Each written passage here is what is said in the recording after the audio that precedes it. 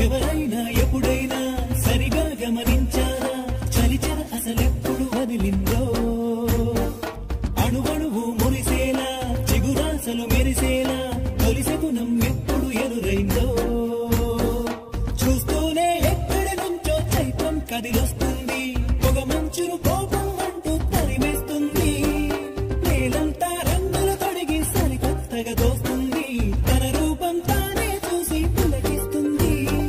ఋతువెప్పుడు మారిందో బ్రతుకెప్పుడు విరిసిందో మనసెప్పుడు నలుపుల మనమైందో